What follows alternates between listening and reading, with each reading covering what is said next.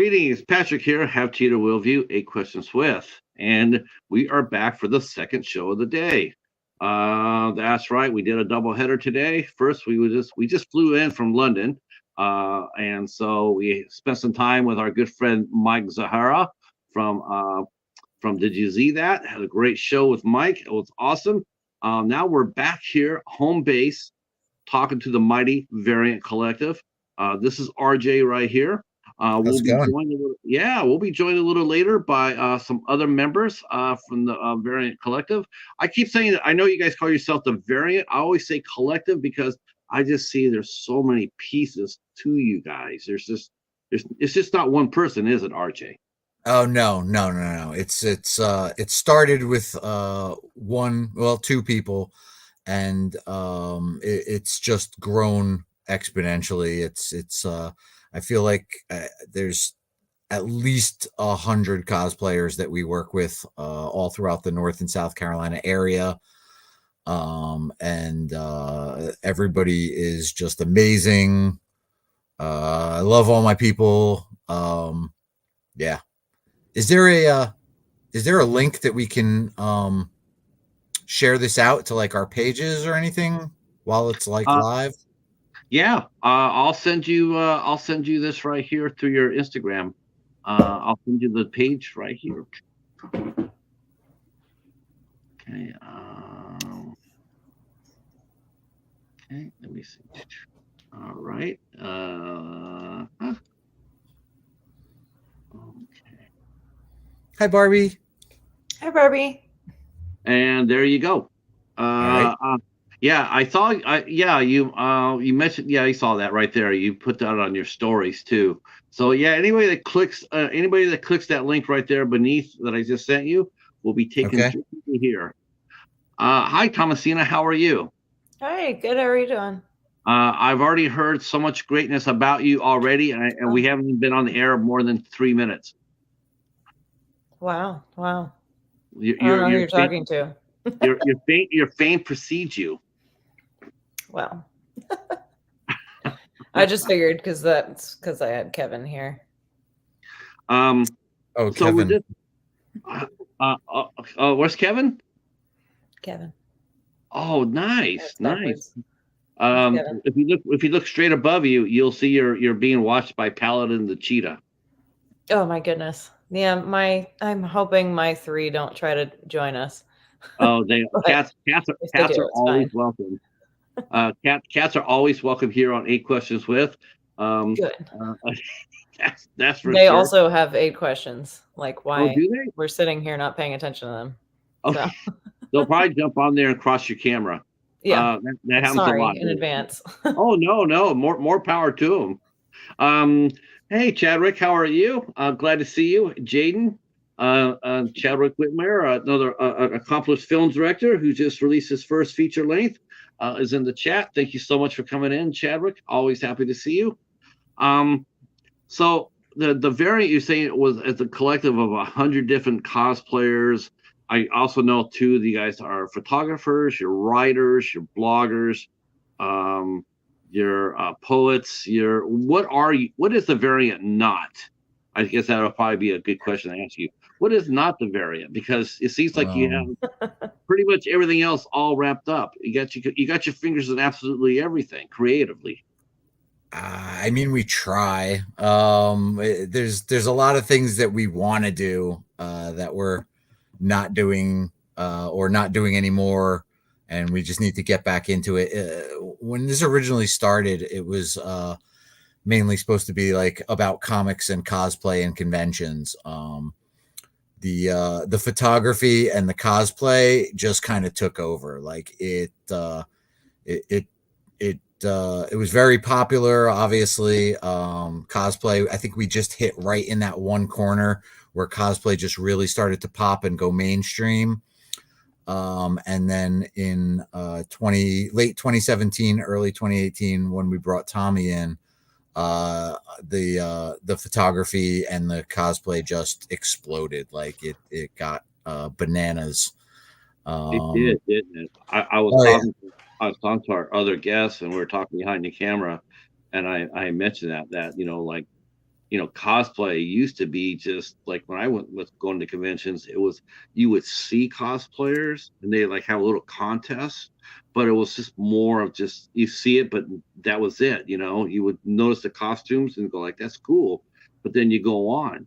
But then now cosplayers are such, now conventions seek out the cosplayers. If you're good and you got a following, organizers will reach out to you and invite you to come to their show because you bring people. People want to Oh, come. absolutely. Yeah, people want to see what you're doing this year. And I'm sure that you guys have been invited to many conventions to come out there and walk among the crowd and cause a buzz. Um, Cosplay it's very cool. I think a creative. I think as far as helping for me anyway, as far as popping it, there was a group called the Sneaky Zebra, and they went around to all these different conventions, and they were taking pictures of all these cosplayers and putting them to music videos, and it was absolutely amazing. And you could sit there for hours and watch it, and then next thing you know, cosplay just suddenly became huge. It's not overnight. It was a slow, gradual climb, but now it's here. Now it's huge. It's huge. It's not going anywhere. Oh yeah, no, it's definitely not going anywhere. Yeah, it like I said, we started this in 2015, and I think we just hit that sweet spot where it just started popping. I started out as a cosplayer. Tommy has been doing photography for 17 years, but she is also a cosplayer. And I'm trying to get this link to post, and it's telling me it's not a valid link. Oh, you know what? It posted it shared everything. Hold on one second. Sure. Sorry, I'm just getting this out there so the world can check it out while we're talking. Yeah, that's what I wanted. How long have you been doing photography, Tommy? Professionally, I'm pretty close to hitting the 20-year mark, actually. Yeah, it's been a minute. And A what sparked hobbyist, your I guess, like my whole life, but really, really got into it in my teenage years. And yeah, it's absolutely my life. So Now, are you still old fashioned in the sense? Are you still taking photographs the old fashioned way, or did you move to a digital camera? And I mean, is it more easier today to be a photographer versus I back when you think first so. started? I think so. I mean, there's definitely way more options for products and everything. I started out doing film photography. Now, if I wanted to do film photography, it'd be way more expensive because you got to get it developed.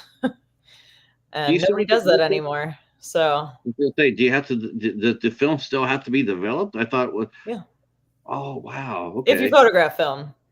But I got my first digital camera for myself when I was 16 and grew steadily from there.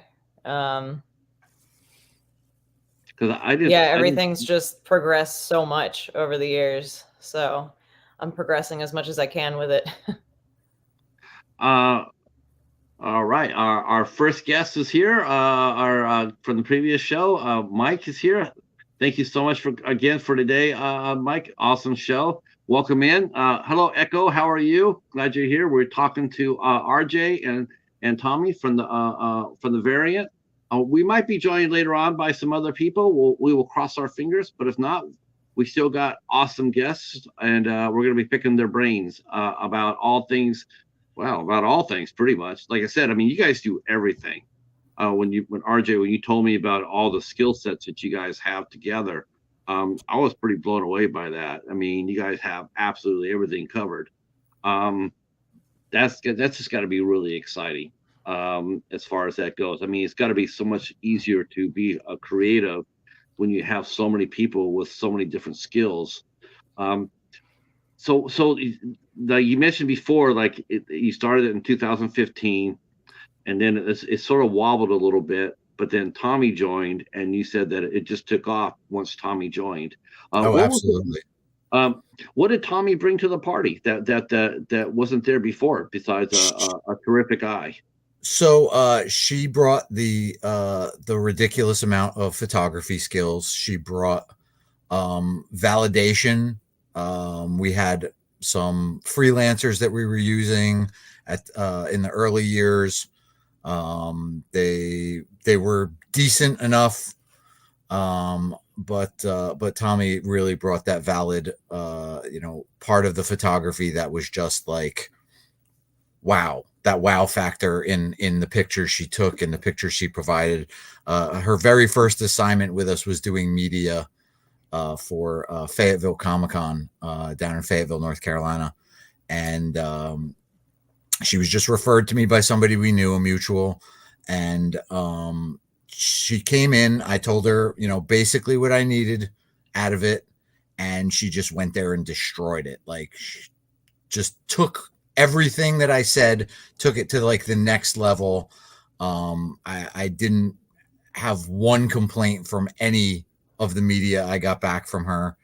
And then literally didn't have to edit it, didn't have to do all the stuff I would normally have had to do with the previous people.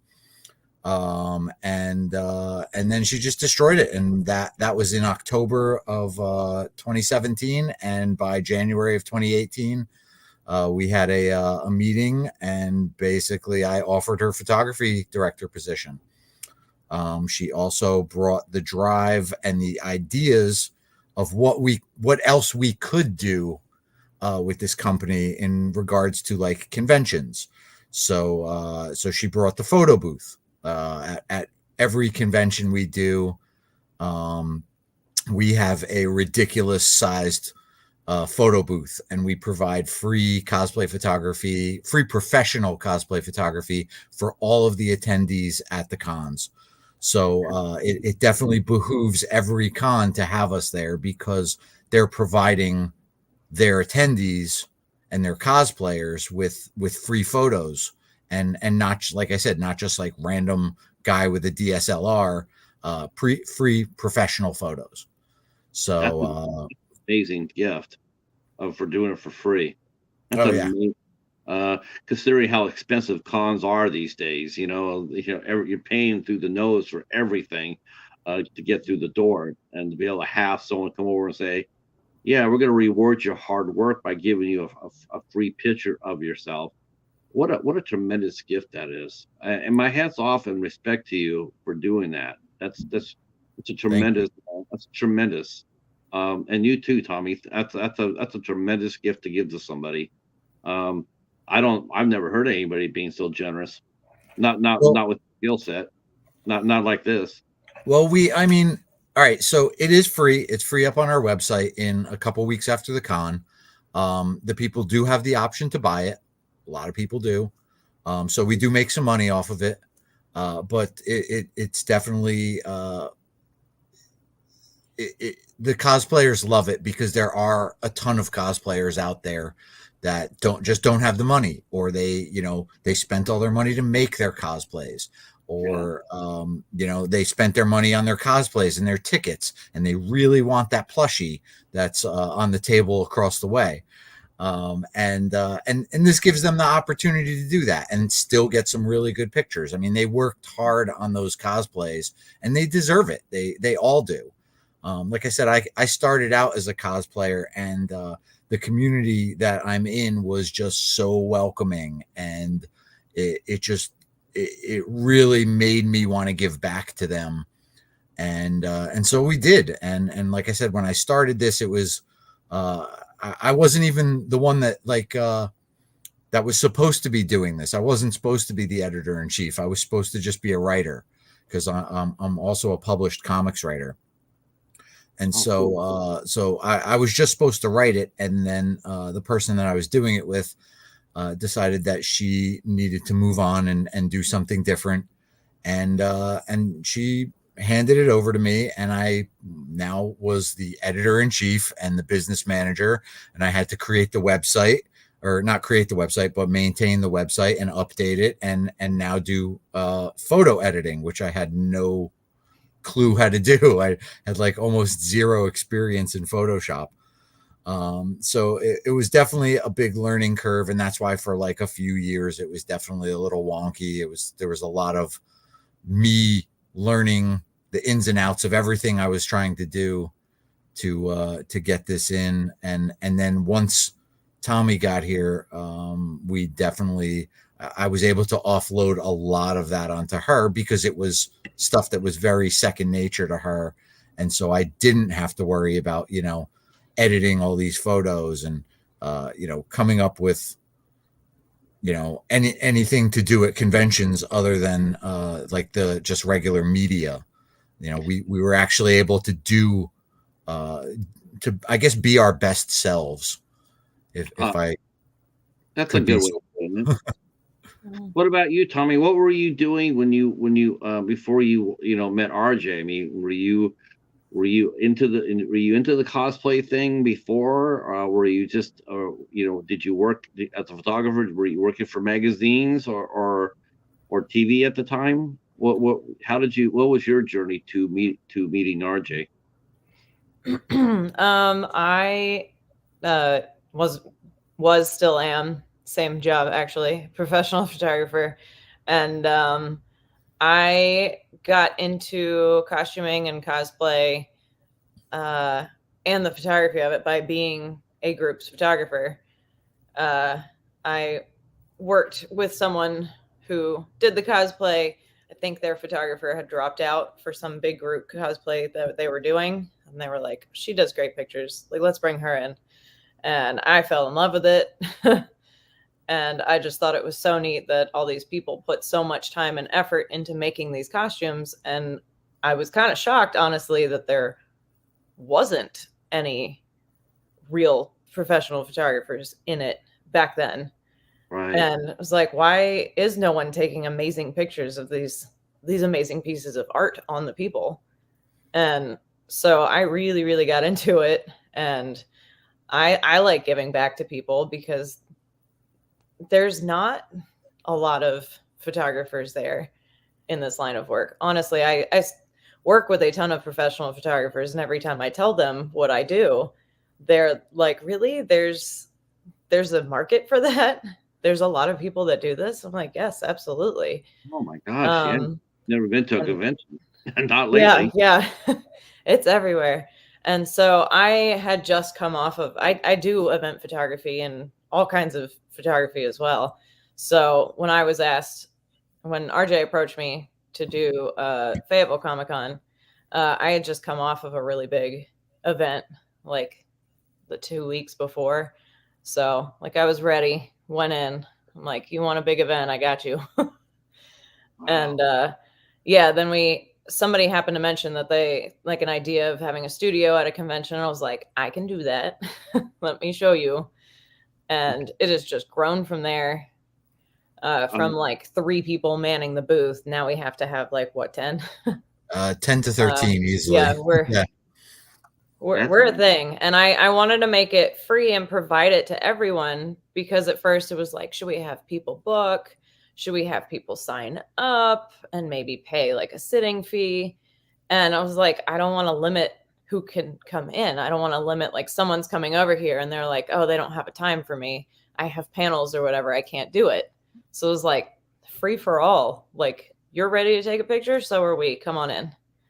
Like, I really wanted to offer that to everybody and not limit it to, you have to sign up for a time slot. You can just come in. Oh, that is and cool. Everybody gets very, very happy when they see their pictures. And I have been able to evolve the pictures that we're taking in the booth. I'm a trainer for a photography company, and so I'm constantly learning. And so I'm bringing a lot of what I'm learning to the variant and to our booths. And a lot of the stuff I've made the progression into being a little bit more dramatic for the cosplayers. And this year that's really blown up. Like, our setup looks a little weird and lame and like, oh, you can take a picture with your cell phone and then you see the picture that we took and looks Right. nothing like what you're looking at. And I'm Mhm. really proud of that. I mean, I look at your Instagram page. Well, the first thing I saw of your work was, I told RJ this how I found you guys. I found you through your work when you took pictures of Vale. Mm, I love those pictures. Yes, who doesn't? All of them. All of them. I Yeah, can't choose a favorite in Vale her. and the camera are amazing together. Hmm. Um, then again, I looked at the other pictures you're taking too, and I'm like, damn, these guys are just there's something going on here because it's really cool. Thank you. And you're right about that, about the cosplay, about because like I'm thinking about when I first was going to cons, and when I first started seeing cosplayers, there wasn't a lot of them, but they Mhm. were there, and they were more like they were you saw them as individual con goers. They dressed up. You didn't really think anything more of it. You'd look see the costume, go like that's really cool. But then all of a sudden, then you start seeing it happening more and more. And now, now cosplay, like I said, cosplayers are here to stay. They're vitally important to every convention. Every convention they're out there, anyone worth their salt anyway, is going to have somebody working with the cosplayers to, like I said, to fight groups like yourself to come on in and to help them, get the cosplayer costumes, pictures, panels. I heard you mention going to panels. Mhm. Do you guys go and do panels as the variant to explain, like, do you guys talk about the different costuming, the different ideas, advice to people about how to present their costumes or photograph it? Do you do panels like that for people? Um, so some of our girls go and do panels. Most of the time, we are chained to our booth. Personally, I was literally invited to a panel at NC Comic Con. It was like a turning your hobby into a career panel. Um, we were swamped, and the guy that ran it and was running it saw that, and he was just like, "I got you, man. Just don't. It's all good. Just no worries." So like I had to miss out on that, but it was also a panel we had done like a dozen times back in the day at that same convention. Personally, I don't do panels that much. I did one panel last year. That was a toy collectors panel because the owner of Fayetteville Comic Con. We also sell like action figures at the booth to try to keep the doors open and stuff. Sure. But the owner of Fayetteville Comic Con, shout out to Keith. He's great.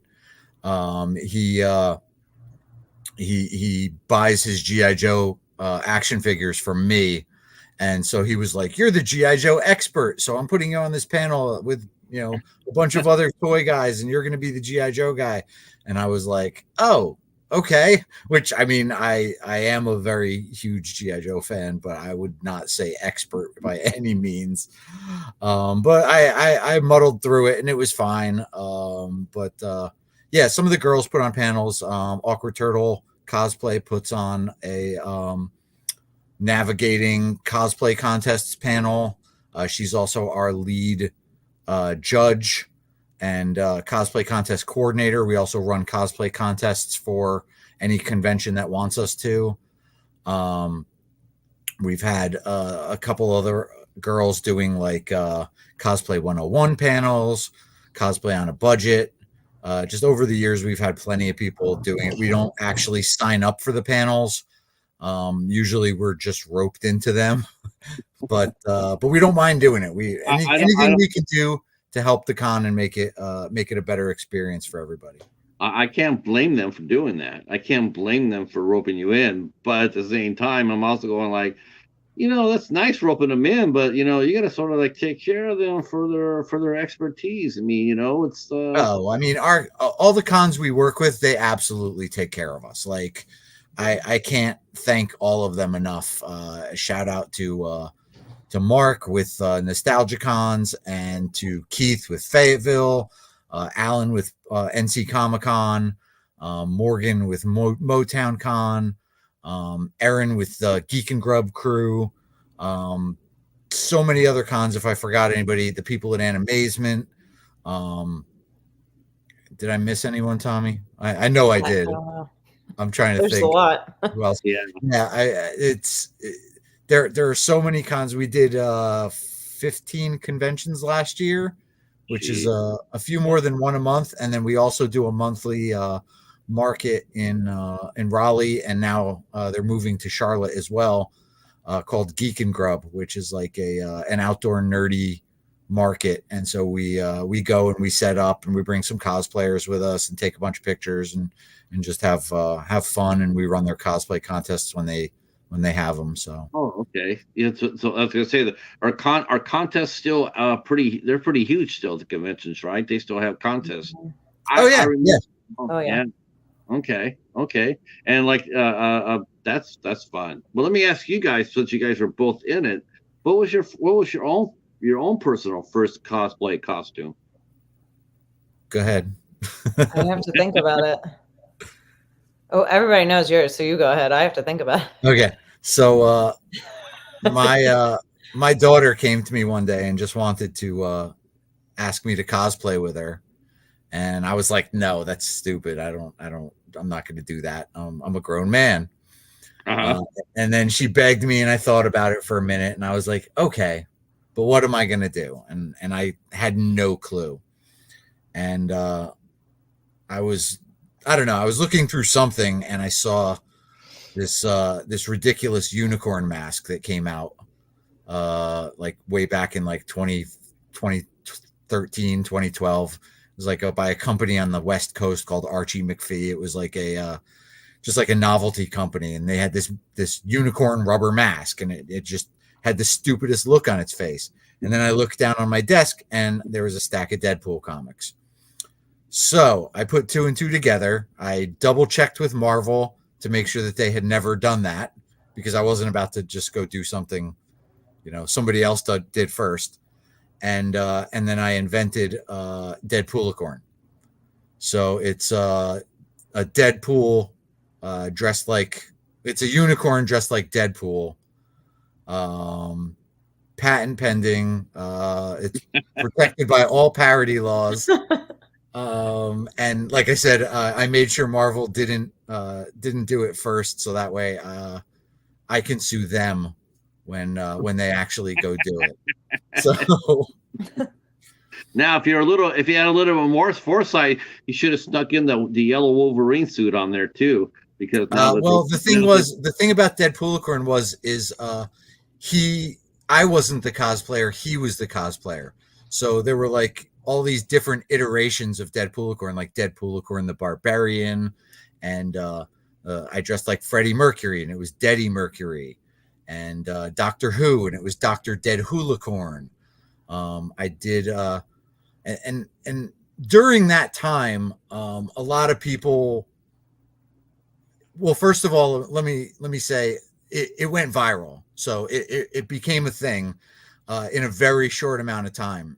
And there were some cosplayers out there that despised that. It was ridiculous. And I was just doing it for fun. I didn't care. I wasn't trying to be famous. I wasn't trying to, I didn't even know what it was. Like, my friend invited me to do a panel at the first NC Comic-Con that I ever went to. And I was like, what's a panel? And he was like, you just sit up there and they ask you questions and you talk about what you're doing. And I was like, I don't know what I'm doing. So yeah, I wasn't doing it for anything other than to be ridiculous, and it became a thing. And then as it became a thing, people were like, oh, he's not a real cosplayer because all he did was paint a mask and put on a bodysuit and this. And I was like, oh, okay. So I have to build things. So I proceeded to build a 8-foot tall, 40-pound Conan sword. And then dressed like Conan or Deadpoolicorn the Barbarian. Walked into Animazement, carried that thing around for one day because that's all I could do because it was ridiculous. Like, it was just enormous. I still have it upstairs. Wow. And like I said, it was 8 foot tall and weighed 40 pounds, but it was just like complete overkill. I made a Doctor, what was it called? Dr. Dead Doomicorn. So it was Dr. Doom. And I made a Dr. Doom helmet out of like Warbler. And in the worst possible way, I made it so it went over the unicorn mask. So I couldn't see at all. I literally had somebody leading me around the convention. It was like the most dangerous thing ever because I'm just walking around dressed like Doctor Doom with this ridiculous helmet on top of the unicorn mask, and just couldn't see anything. Couldn't see 2 feet in front of me. It had eye holes. The eye holes didn't match up with the helmet, so it was just a logistical nightmare. But I did it, and I guess that makes you a cosplayer. That makes you a cosplayer. Yeah. The danger. Sort of sad to hear. I was one of the questions I was gonna ask later, but I guess we could talk a little bit about now, unless Tommy can remember her first cosplay. My story is not nearly that exciting. I think my first character was actually Tinkerbell. How cute is that?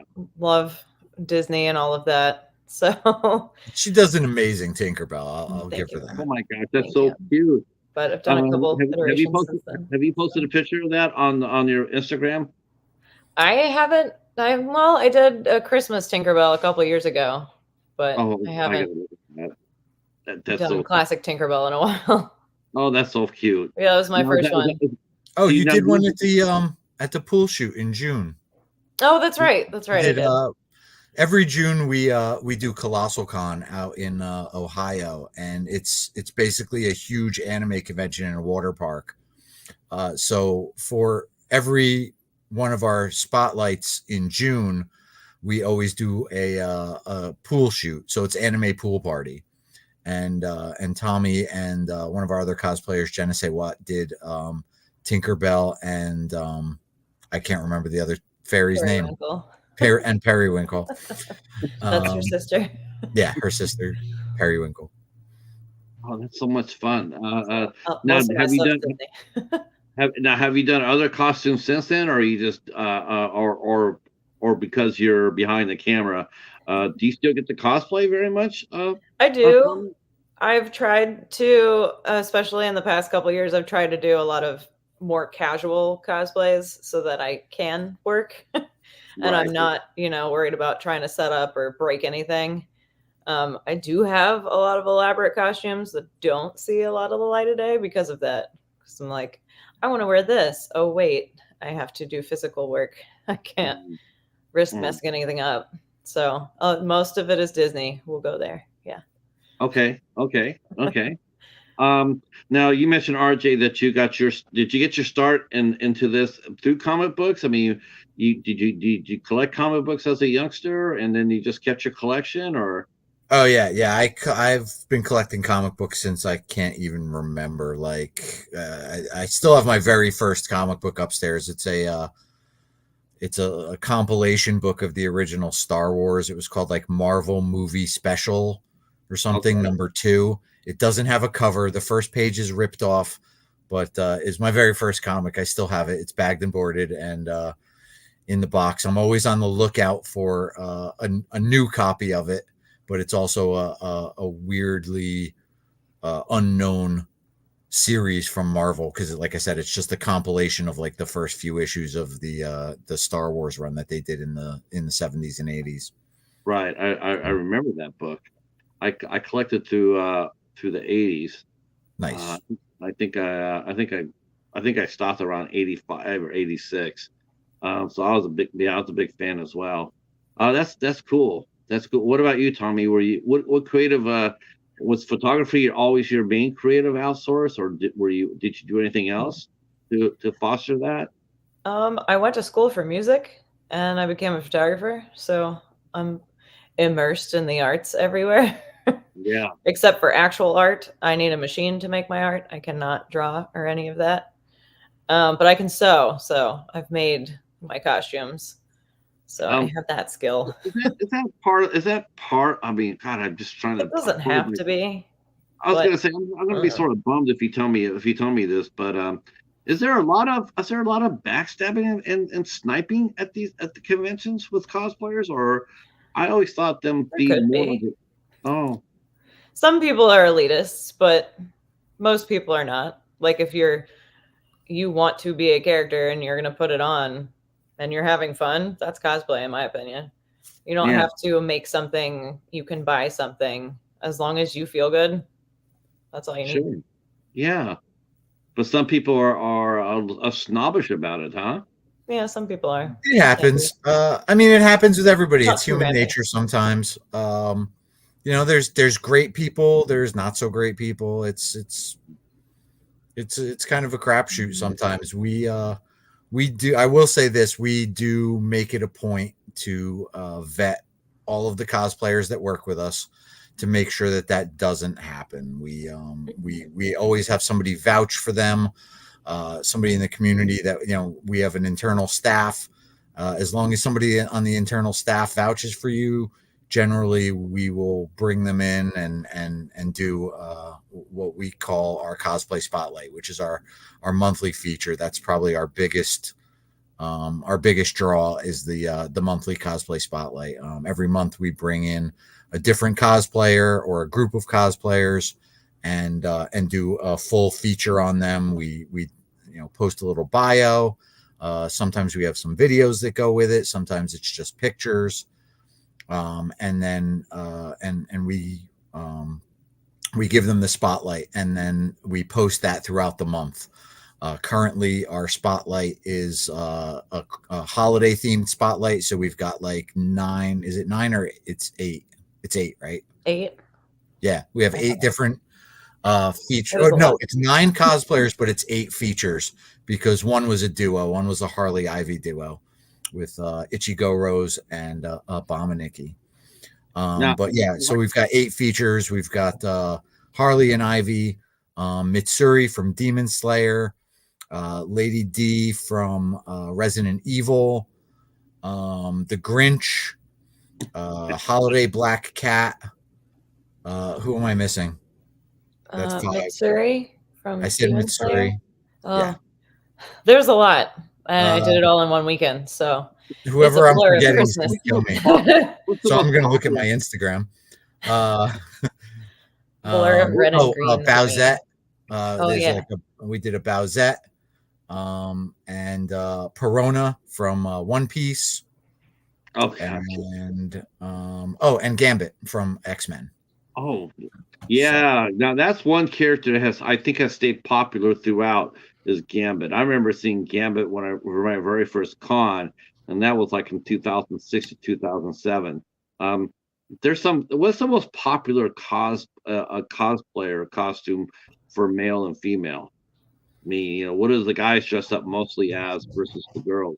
I would say the guys. It seems like everybody's dressed up like a comic book character, like a Superman or a Batman. I feel like it changes per year. Like there's themes. Like there's something that's really really popular, like a show or comic or whatever that comes out that so many people do, which is not a problem. But it seems to change every year. Yeah, like as years to what ago, is I would say trending. years ago, if you had asked me that, I would have said Deadpool and Harley. Now I would definitely say it's a lot more anime. As cosplay goes more mainstream, anime is now going more mainstream as well. Right. So I would almost beg to say that the anime cosplays outnumber the comic book cosplays. We actually do a lot more anime conventions than we do comic book conventions. If that's something. It's definitely, like I said, like Tommy said, it definitely changes from year to year what the big thing is. I think the big one now is Jujutsu Kaisen, which is that and Spy X Family And Chainsaw Man. Yeah, Chainsaw Man Big this year. and Demon Slayer. Those are very very popular. Video game cosplays are huge now too. There's like a lot of Genshin Impact and League of Legends. Still some World of Warcraft out there every once in a while. And people cosplay everything now. They cosplay memes. They cosplay video games. They cosplay horror movies. Yeah. They cosplay web series characters. One of our cosplayers, Black Karma, was literally popped up with this. Is it a cat or a fox? I couldn't tell. I think it's a cat. Wow. It's from like a web series called Has Been Hotel, and it's a character called Luna, and she popped up there and everybody loved it. Like, it was just insane, and I had never even heard of it. But she looks adorable. So yeah, she's adorable, and she's always adorable. They're all adorable. Our friend Casey's here. He says card throwing is forever cool. Yes, Gambit and Gambit. Yes, definitely. Yeah. He says a lot of tall vampire ladies from Resident Evil 7. Yep, Lady absolutely. D, yeah. I have to say though, man, you know what? There's only one Lady D out there. That's all I gotta say. Yeah. There's only one. I mean, I've seen other ones dressed up like that since then, but yeah, nothing compares to Vale. That's for sure. I'm getting pinged on the side. Black Karma's telling me it's a wolf. Oh, we were very wrong. Not a cat wolf then. Okay. No. I was right there at it. There's a cat and a fox. It's in the same. No. 4 legs. No. It's got 4 legs. Yeah. Now some of the costumes. Now you mentioned about vetting, and it's interesting you say that, because I know a lot of people might look at that and go like, "Huh? What do you mean vetting?" But you know what though, that's not necessarily an unknown. I mean, I remember when I go to the cons, I used to go there to play games. I used to go to the gaming area. That's what I used to go. I used to play Yu-Gi-Oh back in the day. And it was funny is because there were actually people walking around that were playing, and they had people watching them play, because they wanted to make sure that whoever was playing, nice and fair, and it wasn't talking trash, or you're there to have a good time. You weren't there just to be an asshole. You're there to have a good time, and because sometimes you always run across that. Even in the tournaments I used to go to, there always was that one person that always had to be a dick, right? Always. Right. And it was funny. It's like they used to go around and they used to look for that, people being, and they would sit there and say, we really don't need you in our section. We really don't want you to do that. If you can't behave yourself, if you can't be nice or sociable, then, maybe this is not the place for you to be. And I could understand that by you vetting out the people that you want in your collective, because one person can cause a lot of problems. Absolutely. Mm-hmm. So you got about 100 different creatives. So that's a lot of talent to balance. Well, and as we've gotten bigger, we just want to make sure everybody's happy and safe, and and we're just looking to have fun. I mean, I'm gonna say we're gonna go back to my days in cosplay for a minute. And one of the things that I did at that first NC Comic-Con, the owner was like, "Well, what do you want to do for our show?" And I was like, "I don't know. Like, what do you want me to do?" And he's like, "I don't know." And so I was like, "What about Christmas card pictures with Deadpoolicorn?" And he was like, "Okay, what do you mean?" And I was like, "All right, well, we just sit me somewhere and people come and sit with me like Santa, and we'll take pictures of them. We'll get like a cheesy backdrop." And so I did. I went and I got I literally ordered a cheesy Sears backdrop off of eBay with like the nice covered bridge with some nice snow on it. Sure. And then I got a doctor's office bench that I recovered with zebra fur, because why not? Yeah. And I literally brought those to the convention. I got a couple different photographers, and promised them passes to the con if they would just come and take pictures of me with people all day, and they did. And I'm sitting there and I'm doing this, and I just happened to get sick that weekend, and I'm sitting there sick in this unicorn outfit, and I'm there from 6 a.m. And then after the convention, they were like, "Hey, we want you to come to this drink and draw event afterwards, and we want you to host and do this and blah blah blah." And they just had me doing so from 6 a.m. to 11 p.m. I'm in this outfit, and I'm just like, "Oh, this is what you do, I guess." Well, then, like later, as I did other conventions, I would see people, announced as a cosplay guest, and then I would be sitting there waiting at my booth to start the con. And 3 hours after the con started, cosplayer might show up, they might not show up. They'd show up and they weren't ready. They'd show up and they'd go to the bathroom to get changed. They'd walk around. They would never be at their booth. They'd be late. They'd leave early.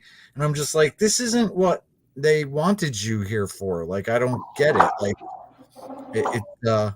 it doesn't make sense. If this con is giving you a venue and a place to sit in a booth, they want you to be at that booth to talk to people. Sure. And so that was one of the things that I always kind of insisted on, was that that we have people that were acting like professionals, that would show up on time, that would be ready to roll. And it's not an exact science. I'm not even gonna to try to pretend that that's the case. It's life. Life happens, like just like tonight with our cosplayers that were supposed to pop on here with us. Life happens, and sometimes you're late, and sometimes your corset explodes, and sometimes your shoe breaks, and sometimes your wig gets blown off out of the car window. And I can't even think of any more ridiculous things that I've heard over the years. But yeah, the vetting process is for two reasons. It's to make sure that those cons know that we have people that act like professionals, that don't act like fools, that don't run around, that don't start trouble, that don't pick fights, that don't yell at people, that don't tell the attendees to fuck off. And then also no drama. Like, we just don't want drama. Like, we are here to just have fun with our friends, take stupid pictures, and just have a good time. And we don't want that drama. So that's one of the main things that we do. And so some of our internal team are what we call our cosplay advocates. Like Black Karma is one of them. In fact, all of them really are, because it's definitely something that we just always drop on the group. We'll be like, hey, have you heard of this person? And they'll be like, oh yeah, that person is great. I've worked with them. I know them. I've done stuff with them. Or maybe not. That person kind of like loves the drama. So and I hate to call it drama personally. I feel like drama, calling all of this drama, is like gaslighting people, because you never know what their experiences are, and you never know what's going on in their life at that time. And so, yeah, but at the same time, I'll say this to RJ. I think you're right in vetting. I think you're, as far as invitation goes. But I mean, everybody has drama in their life, right? Everybody has that. It really is important is how they handle it. I mean, my I had my car got a flat tire. Okay, that's rough. I get it. But it's no excuse to run around and be an ass about it. It's no reason to have an attitude, or have a chip on the shoulder, or give attitude at a con where you guys are guests or anything like that. You have to be a professional and swallow that, and get through what you need to do, and then deal with it afterwards. Sometimes people use life events as an excuse for unruly behavior, and there's no, absolutely. There's no room for that, especially in something like a fun event like a convention. People love going to conventions. They like having fun. They like seeing people with smiles on their faces. They don't want to see grumpy people, or people nasty, or snap, talking back. That's not what it's all about. So again, I think it's smart that you do vet. I do think that, and I do think that it's okay to pick the very best of the best. That's especially having so many people involved. I mean, you're always going to be covered in anything that you do. If you need 10 people at this event, you can get 10 people, 10 reliable people. Absolutely. And that's one of the things that we do specifically for our cosplay spotlights is once they become a cosplay spotlight, we offer passes to the conventions. We have deals with all the conventions. They know that we're going to bring a team of cosplayers with us to walk around the show and to promote them. And part of it is social media, and part of it is just having those professional cosplayers at the shows for the cons. Sometimes the cons have their own cosplay guests, but I would say every single one of them definitely encourages us to bring our people, and they're willing to give us passes for them. So once they're a cosplay spotlight, before each con, a couple weeks before each con or a month before each con, we'll put up a schedule in our internal chats or whatever, and we'll let people sign up, and if they can make it to the con, great. And we ask them to just come and work at the booth for a couple hours a day, and they earn their own passes. And then we also make prints for each one of them, so they can sell prints if they want to, and then they get to keep all the money. Your friend Amanda is here and says, hello, RJ and Tommy. You guys are awesome. Thank you for coming in. Thank you for dropping by, Amanda. That's awesome. Are you a cosplayer yourself, Amanda? Is this one of yours? Is this one of your people? I don't recognize the last name, but we do have an Amanda. Okay. What does it take from point zero to convention? What's the average price and time frame for making? Oh, it's Vale. Sorry. We love you, girl. Wait. We have to clear this up, Vale. You're in Wyoming, right? Because I was saying Montana and Wisconsin. You said a lot of things, and I was like, I said a lot of things wrong. I couldn't figure out. I don't remember the correct, but all of this is wrong. Hi, Vale. How are you? Yes, I was already talking to you at big time. Yeah, no, we had a whole conversation. I can't help it. She's really truly is one of my very favorite people. Oh, me too. Truly. I mean, she's with. And there's another one. Connor just popped in. That's Titania Rufino. Hi, Connor. How are you? She is. She's the Bowsette in our current spotlight. Vale was September and and also in October as well, right? Did she do? I think so. Yeah. The nun. Yeah, that's right. She did the nun. So I can shoot her for hours, and then I'm like, oh yeah, we did so many things. But when was that? It doesn't matter. Yeah. I was going to ask you from point zero, from ground zero to convention, what's the average time frame and cost to develop to make a costume? I know Tinkerbell, it sounds simple, like Tinkerbell, but what does it go into, and how much time did it take to go inside building your costume, and the cost of it? And you too, RJ. I mean, let's go. I'm not gonna. We got to put the fellas in there. How much did it cost for you to make your Deadpool costume? I guess it depends. My first Tinkerbell, the costume was given to me. My next iteration, I did an artist rendition, so that took a lot longer because it was a more Art Nouveau style, and so there's a lot of frills and all of that. So that took me about a month. I think it varies per cosplayer, but styling the wig and stuff can take a couple hours. Makeup takes an hour. It's a labor of love. So I mean, the building part of it, I guess the bigger the costume, the more intricate, the most intricate costume, the more cost it goes into it. I'm just trying to imagine what it would take to sit there and it's important that it's is it really important that it's handmade? I mean, is that vital to it? I don't think so. Okay. No. Had the ability, so I did. Okay. Now what seems the most? As far as I guess as far as that goes, if you guys judge a costume, because you guys said you guys judge the contest as well.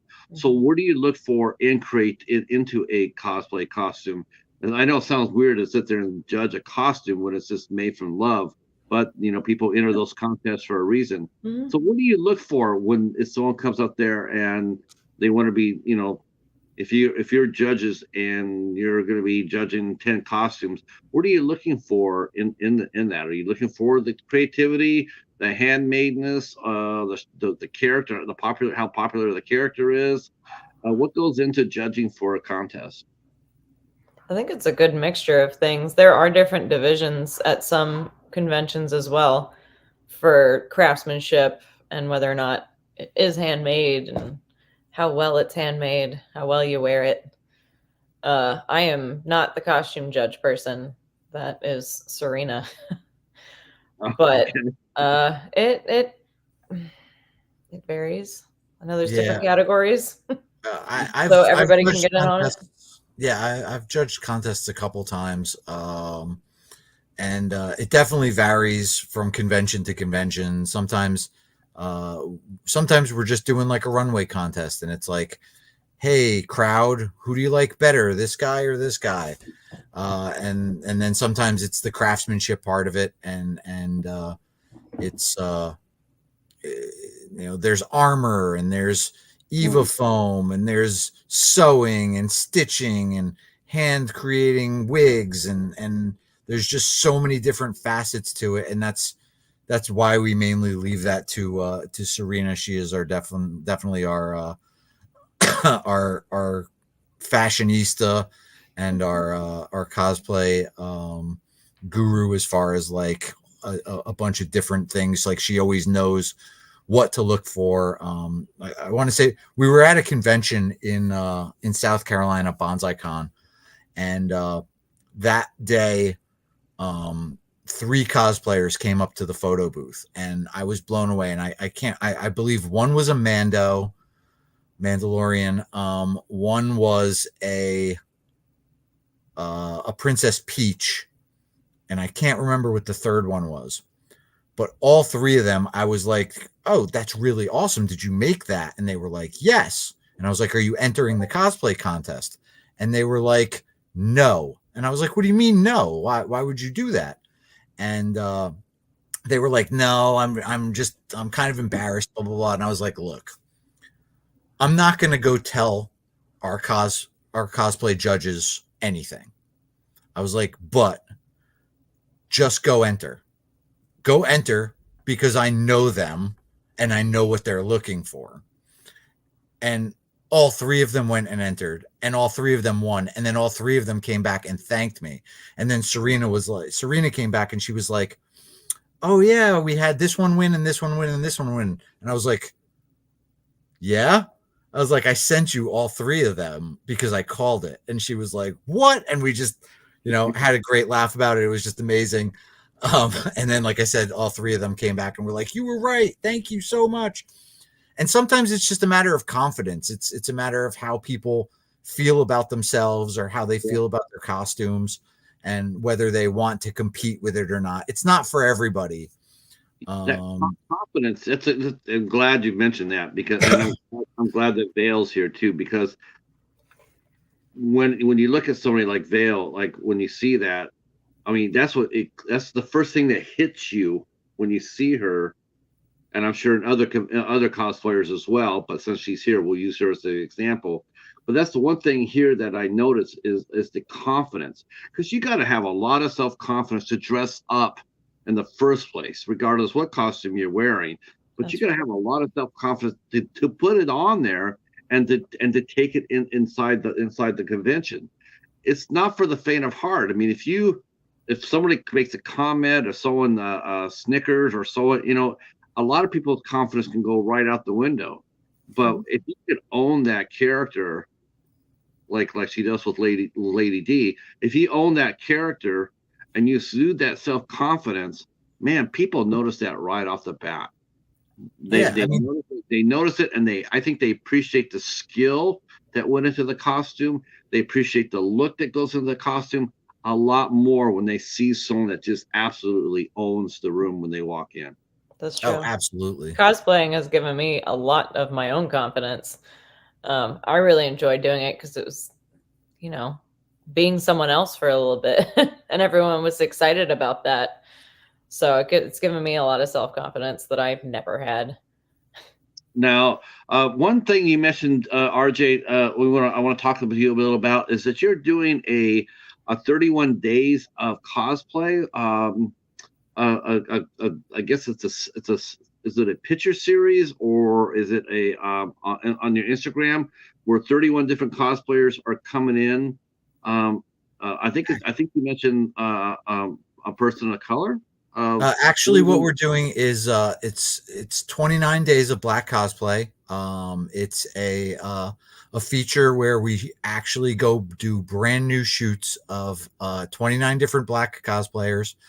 And we feature one a day for the entire month of February, Black History Month. We've done that. We did it in 2020. We did it in 2022, and now we're doing it again in 2024. It's a huge undertaking. It's a lot of fun, but it's a lot of work. And so we've resigned ourselves to doing it every other year. But I definitely want to reiterate that February is not the only month we promote black cosplayers. We're not just trying to jump on any bandwagons or go for clout or anything like that. We have a lot of great POC cosplayers that we work with.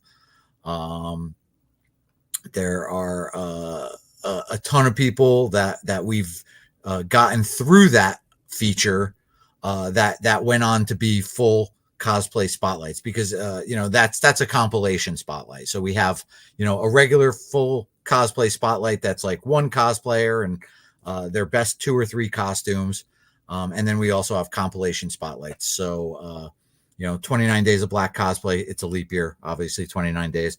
So 29 days of black cosplay, that's one of our compilations. Like I mentioned earlier, our June cosplay spotlight has now become our June anime pool party spotlight. So we get a bunch of our cosplayers and they do their best swimsuit cosplays, because we're going to be spending a week at the resort in Ohio.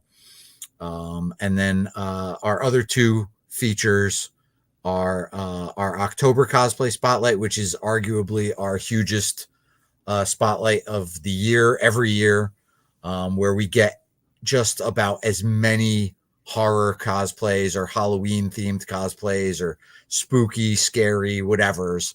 And we just shoot as many as we can, and we just make it into a monstrosity of a cosplay. And then like this month is currently our holiday cosplay spotlight. So we do like holiday themed stuff. So yeah, we have a bunch of compilations that happen throughout the year. And then every other month besides that is just a regular, none of them are regular. They're all amazing, but yeah, the standard cosplay spotlight feature. Now I know that most conventions are popular during spring and summer, but what's the most popular month for cosplay? I mean, and is it October? Is that the busiest month as far as that goes, or is it conventions during the summer and spring? I would definitely say October is our busiest month. Like we had an event every weekend this October. Mm-hmm. I think it's like that in the spring too, though. Yeah, it does. Yeah, February, like March. Yeah, February. I went through the list year-round, actually. I know January is going to be big for us this year. We're doing Ichiban Con in Concord, North Carolina, and they're actually doing it 2 weekends in a row. So they're doing the first weekend is regular Ichiban, which is it's a very popular anime convention in North Carolina, and then the second weekend they're doing Ichiban Con, but they're doing it as a sensory. What is it? Sensory, not deprivation. Sensory weekend. Yeah, it's like a sensory deprivation weekend. I didn't hear another word. Yeah, so it's not like there's not like a lot of loud parties and stuff going on. It's just going to be like your standard convention without all the huge bells and whistles and craziness. In fact, they even asked us to do our photo booth without flashes, because flashing lights.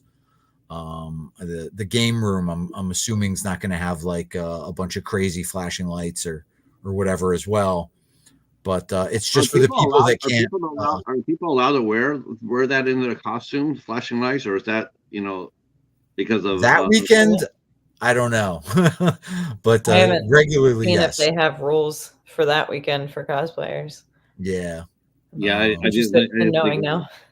I was just thinking of if anybody happened to be walking through with epilepsy and you don't want to trigger anything. So I was just wondering if neon lights or stuff like that are encouraged, um, you know, or not. That's interesting.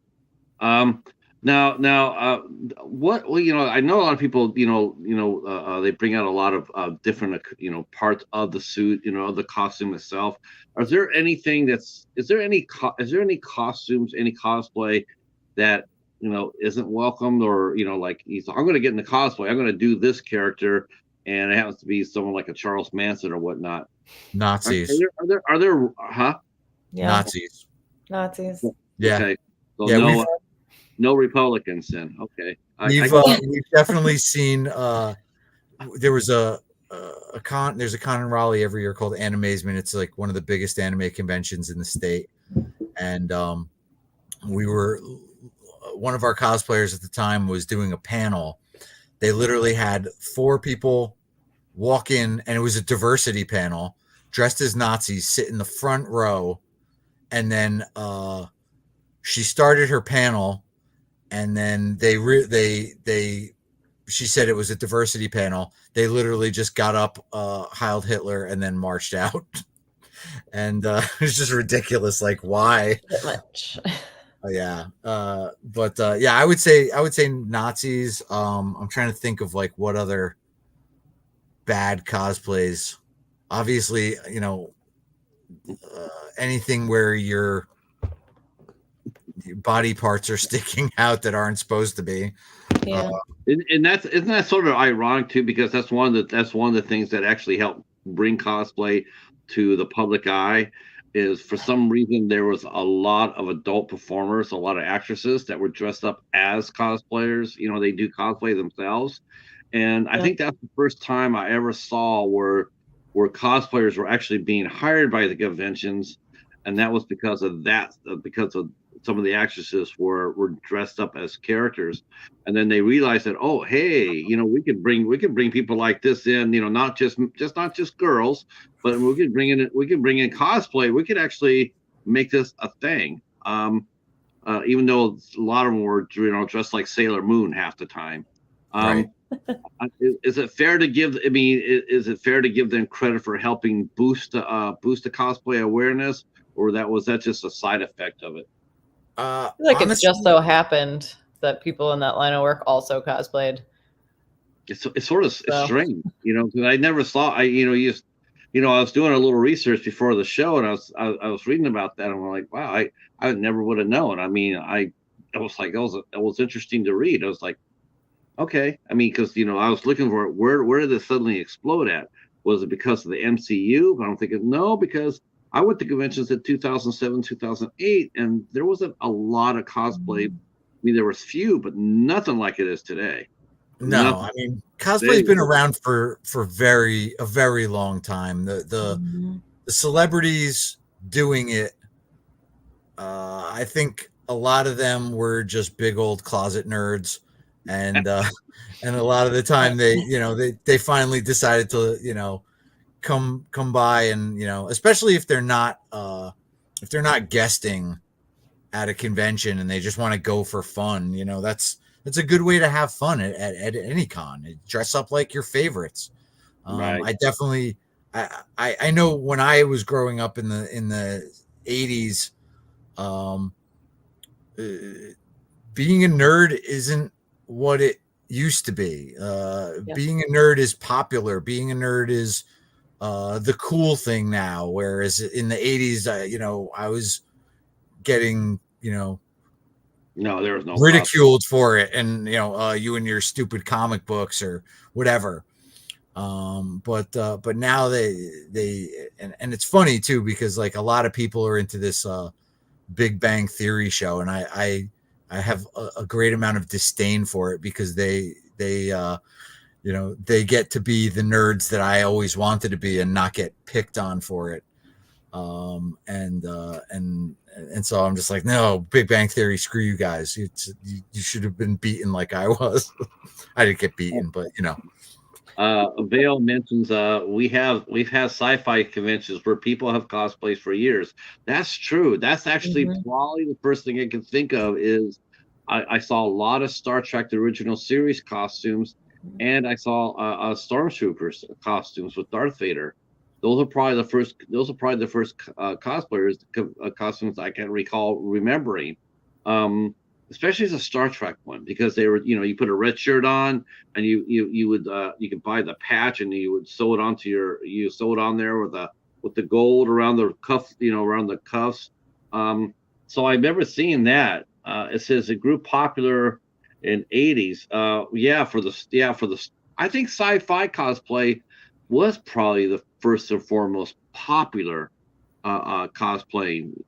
Then everybody else caught up, started doing Disney characters, started doing Marvel characters and whatnot. But I do believe the sci-fi Vale's right about that. But the first cosplays date back to the 30s. I guess they would be costume parties back then, right? I Yeah. mean, yeah, yeah. The Okay. rich people all get together. They have a Halloween party or something. They're all dressed up. One of our cosplayers just popped in here as well. Black Karma cosplay.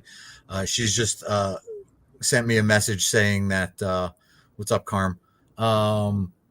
The second weekend at Ichiban is called Sensory Friendly Weekend. So that's I didn't know there was a second word. yes, it's friendly. Okay. Sensory free. Friendly. So that means I want ice cream. right. Sensory free. That means no sensory lights, no nothing, no triggers. Right. Yes. Okay. Okay. That's awesome. Let's see. And now Vale's mentioning that's for Western cosplay. Anime and Japanese conventions have been going on for way longer than the Western Hemisphere. So I guess that the modern version of cosplay started in Japan. Well, how come we don't have? How come we don't have enough? We don't have Godzilla or Gigan cosplayers. We need some of those. Look, I I've seen some. mean, we have a cosplayer that wears Spider Rex. It's like one of those inflatable Spider Rex. It's a Spider Verse dinosaur T Rex, Okay. and it's one of those inflatable costumes. Oh yeah, the dinosaur ones. Yeah, those came rather popular too. I Mhm. guess. So what else does the variant collective do other than cosplay? Now we mentioned photography. We noticed that Tommy does photography. You mentioned writers, poets, what else? Writers. I mean, I mentioned that already. What else does the variant do together? And do you ever do any charity events or anything that community events to bring attention to certain causes? Or have you been asked to do that? Well, I Make a can't. wish, like make a wish or something like that. Has anybody? We've worked with Magic Wheelchair before at a couple different conventions, which they make some incredible wheelchairs for handicapped children that are themed to whatever they want. So if the kid wants a Batmobile wheelchair, they make them a Batmobile wheelchair. 9 times out of 10, it's completely functional. And or whatever that kid wants, they make it, and they're pretty good. We always whenever we're at a con with them, we bring them into the photo booth. We'll do photos with them. We'll go and take amazing pictures of their because they always do like a reveal party. So they'll have like the children on stage with the wheelchairs. I can't really think of any other ones we've done off the top of my head. We did St. Baldrick's this year. Oh yeah, we did St. Baldrick's where I just grew all of this back from. So so we just St. Baldrick's is where people get haircuts and then they donate the hair to like is it Locks of Love or one of those for wigs. One of those places. They make wigs out of them out of human hair, which to me still freaks me out. Like somebody else out there is wearing my hair on their head. And I get it, but like it's still like freaking me out. So taking from my experience, it's a very when they call it Locks of Love, they're not kidding. It's a great service that people do, and it helps a lot of people. A lot of people. Wigs are very, very hard, and they're actually very personal to patients. And it's not easy to get wigs like that. It's very difficult. There's not many places actually out there that can give good wigs to people. So Yeah. whenever I hear Oh, donating we it, also did the Girl Scout Comic Con a couple years ago. They had a little hiatus because of COVID, obviously, and then I think in fact, I think Black Karma did an online version of it with them. Awkward Turtle and I went out to I can't even remember where it was, Boone, North Carolina, somewhere out in the mountains, and they had like a Comic Con a few years back. And so like we went out there and we took a bunch of pictures and we did a panel and talked to the kids and stuff like that. And they really loved it. And then, like I said, they had COVID. We all had COVID. And so Black Karma did an online version of that. And I think a couple of our other girls did that as well. And then I think they're doing it like every other year. So I'm not sure when it is next. But we definitely love to work with them. They literally came up to us at a convention and were like thanking us and saying how great we were with all the kids and all the girls and stuff like that. And they all loved meeting us and hearing our stories and stuff like that. So no, I don't I know if haven't. it's charity, but it's charitable work. I think any charity work like that is actually amazing, and thank you for doing it. Our good friend Joseph here has an interesting question. I'm going to frame it a little differently for you, Joseph, because I see what you're asking, but I'm going to frame it a little different for us. Because I have a question for the people on stream. Do you know who Danielle Harris is? But let me twist that a little bit. Have you ever had any celebrities for guests from the conventions? Have you ever had any actors or directors or what have you? Have you had any of them come up to you and talk to you about your costumes? And have they ever asked to pose with you before? We have had celebrities as our cosplay spotlights before. We shot Tamara Robertson, who's the host of Mythbusters Junior. She was a guest at a convention, and she saw what we were doing and asked us to take some pictures of her cosplays. Our photographers literally went and just killed it. And then the following year, she came back, and we were like, "Well, if you want to shoot again, why don't we just make it a whole feature?" And she was like, "Okay." And so she did like 3 different cosplays in that weekend, and we shot all 3 of them. And then she was our spotlight for 1 month. We also do celebrity pictures in the booth at some conventions, and Yes. Fayetteville Comic Con a few years ago. The face actors for Mortal Kombat were there in their costumes, and I got to do like little personal sessions with them, so that was really fun. Now let's we get to interview them a lot of times when we do media. We've interviewed Tony Todd from Candyman. We've interviewed Bai Ling from The Crow and a bunch of other movies. What would you like to talk with? Bai Ling? Yeah. Oh, she's super sweet. We actually sat across from her at breakfast a couple cons ago, and she was actually talking to Tommy for a little bit. I personally sent her over, or I sent our interviewer over to talk to her because I always laugh at the line in The Crow where they're sitting there talking about something and then just out of nowhere she's like, "I like the pretty lights," and it was just like so random and just out there. And so we made her say it on camera and filmed it. Tom Savini. I don't know if we could even list them all. There's been so many over the years. Oh, okay. So what was your experience like with Tom Savini?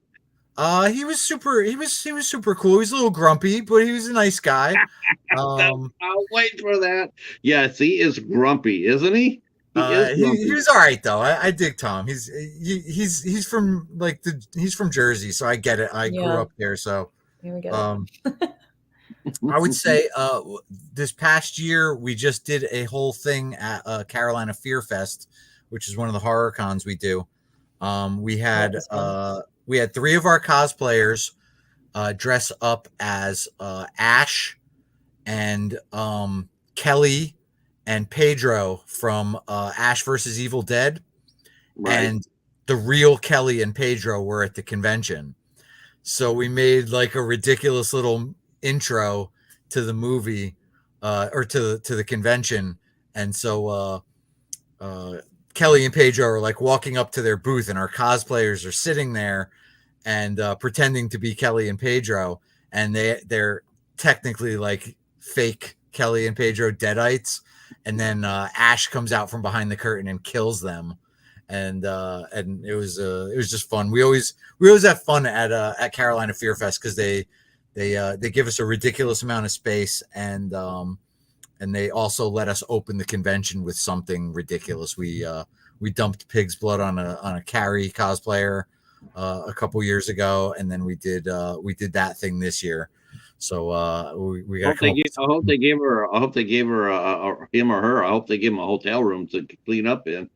Actually, no. Like, there's a shower in the venue, and and actually, we were told this year that that we couldn't.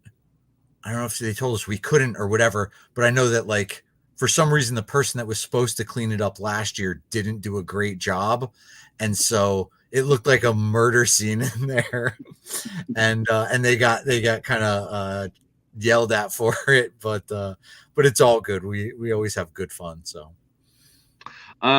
so I want to ask you a question too now, Tommy, and especially since we have her here. So let's go over your typical photo shoot. Now, I've seen some of your, like, I saw your photographs of Vale, and so what goes into a shoot like that? So take it from the ground up. I mean, how do you prepare? How do you find your locations? How do you find when you find your locations, does it matter what the cosplayer is wearing, or do you try to match the costume with the location itself? What goes into photographing for the variant? It really depends on the cosplayer and what they're going to wear, what they want to showcase. Location typically ends up being one of the last things I think about, honestly, because what I care about is photographing the cosplayer. My focus is them. Honestly, it does not matter what is going on around them, because I can get amazing pictures of them. Let's see, we plan on what cosplay we got. I decide how I would like to photograph it, if they have any ideas. If I know the character or anything, I'll do some research on poses and see how they are. Then we'll choose how like the lighting style that I want. Case in point, Vale, all of those shoots were very different. Every single one was incredibly different. The Lady D shoot was at night, and I actually used 12 different external lights to do those, and we photographed for 4 hours of her on stilts. Yeah. And isn't that crazy? It was amazing. It was the best. I mentally prepared for that for like an entire day. Like, we went to lunch right beforehand, and I was completely silent, staring off, because I was thinking exactly how I wanted to light her, where I wanted the color to come from, when I wanted that to happen. But in vast comparison, the Enchantress shoot that we did was middle of the day, but also in a sewer drain. Yeah, culvert. I had 2 lights. I had one with color and one for a main, and I used mostly ambient light and the reflection from the water that happened to be on the ground. Yeah. Let's see. What was the other ones that we did? The Hunter, she was in the purple, so I really tried to make sure I was pulling all the blues from the sky. We photographed that in a park, like a garden park, so I made sure that everything was really vibrant to match her vibrant purple. So all the greens, all the flowers. Is it unusual to have because one thing I caught right off the bat was, like, there's no wrong color for her. You know, like you Right? can put her in any color and she just That's for sure. sparkles.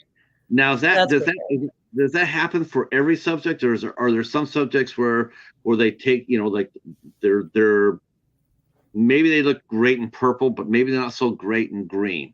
You know, do you help Right? them adjust that? You know, like you know, like I chose a green costume, and it's like, you know, but you look better in purple. Do you advise them on that, or you just let them pick what I they? don't. Mm. I let them pick what they want to be photographed and what they think they look best in.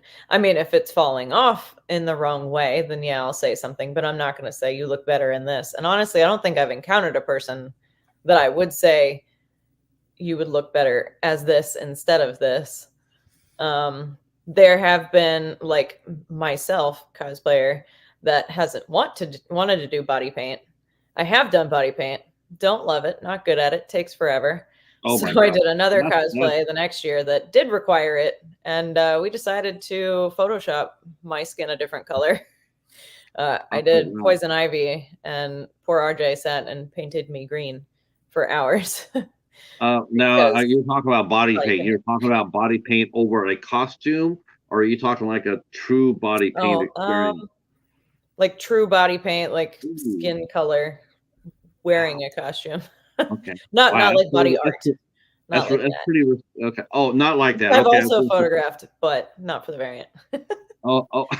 I was gonna say that would be doing a body paint, like, you know, like risque body paint. I'd Oh, be like, no.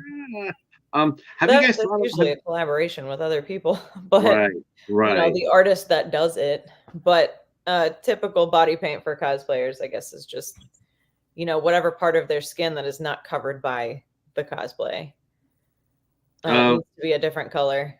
But yeah, I've not encountered a person that hasn't looked good in almost every color. have you guys created any merchandise for the variant? Have you guys done T-shirts? Have you guys done coffee mugs or calendars or something like that? Have anything Um, that over the years, we've tried a few different things. We definitely have some crafty people. Pink Twin, Blue Twin, which are a couple of our cosplayers. They're also twins, obviously. Shout out to them.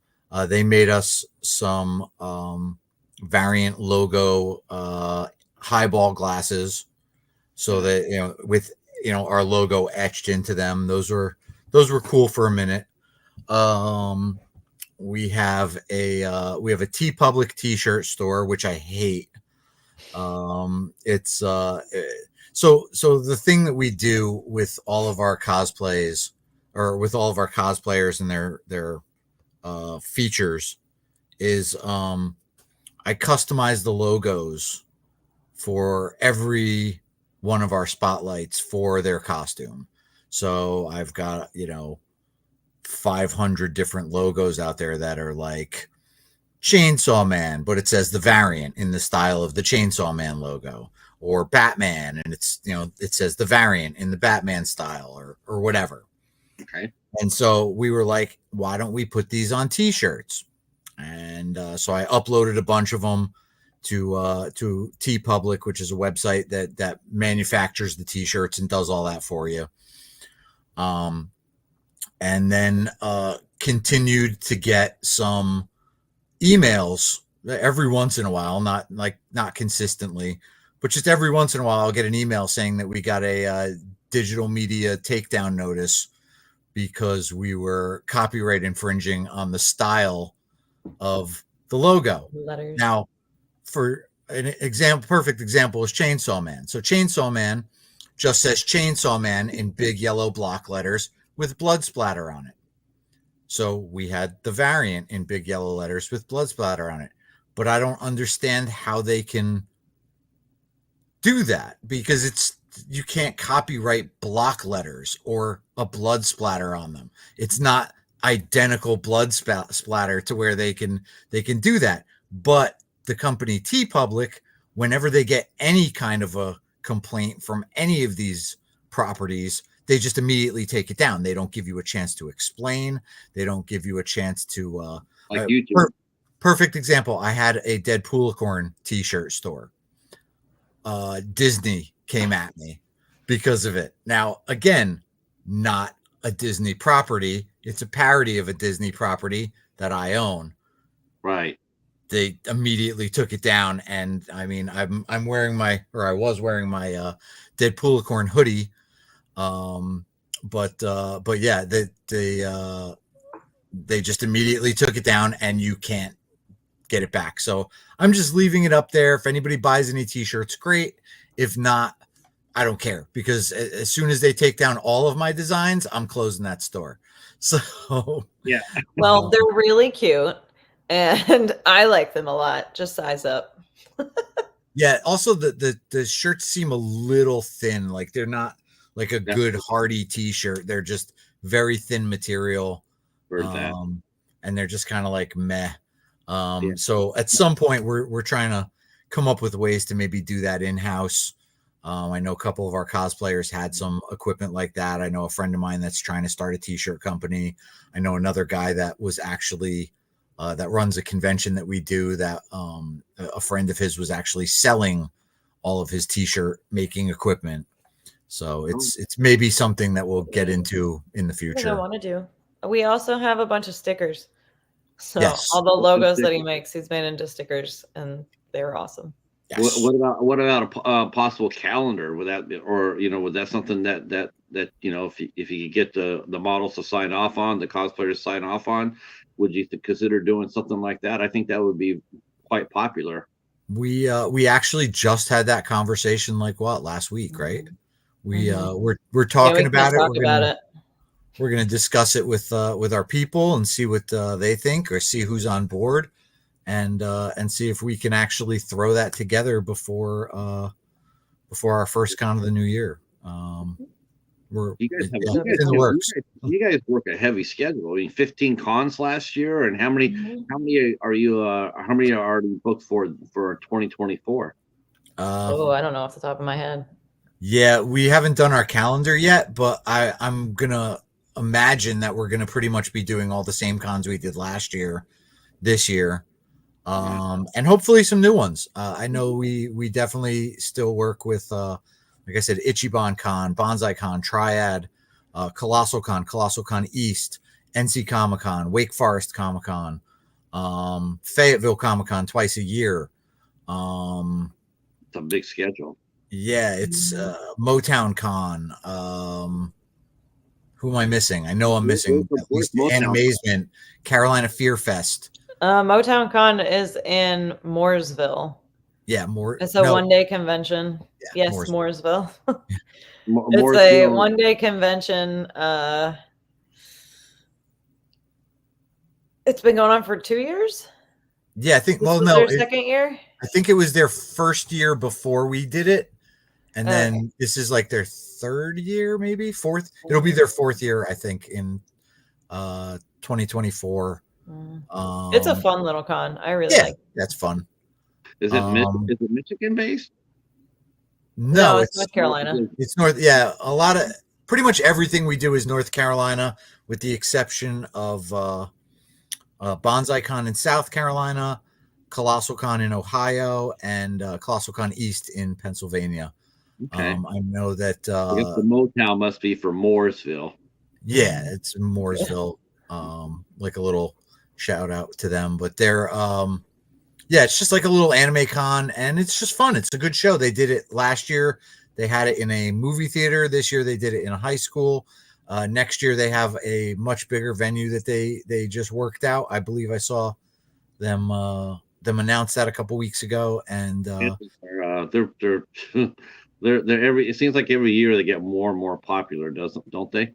Oh yeah, everybody puts on a con now. It's not even funny. Like the amount of people that just decide that they want to do cons is astounding to me, because it is something that anyone can really do, as long as you have the passion for it, and as long as you believe in what you're doing. I know there's some people out there that just do it for the money, and that's fine, and that's great, but it's not always a great experience for the attendees. No, the best cons that we do are the people that love what they're doing. A a lot of the conventions, I mean, they've priced out a lot of people. I mean, when I was going, I paid $15 to get through the door. I split parking with my buddy, which was $5. So basically 1750, I was through the door, Oh yeah. and now it's like, now parking's like 20 or 30, and the prices are 50 or 60, and that's through the door. And it's like, man, if you want to try to get a photograph or autograph from anybody, the prices for the celebrities are just absolutely mind blowing. It's like, Oh yeah. especially, and for some of the ones that are there, some of the people on the level are there. It's like, do you really need to charge that much for an autograph and a picture? I mean, do you really need it that bad? Because a lot of them don't, and it's like, but why are you doing it? It's like it's discouraging. It's like it's taking the joy out of it. I mean, everybody loves money. There's a really big convention that is in Raleigh every year, and I'm not going to name names, but GalaxyCon. They're just like kind of a big box, and we jokingly call them Walmart cons because they're kind of like just a big box con that does that. They charge a lot for the entry fees. They charge a lot for the celebrities. I will say they get a lot of big name celebrities. But personally, I'm not like one of these people that really gets starstruck very easily. I'll go up to anybody and talk to anybody at any time. I'm not like, oh my God, it's Shatner. No, I'll just be like, yo, what's up, Bill? And they're also doing an anime convention, and now I heard they're doing a horror convention. So they're just kind of like ticking all the boxes for the conventions, and they're doing them all.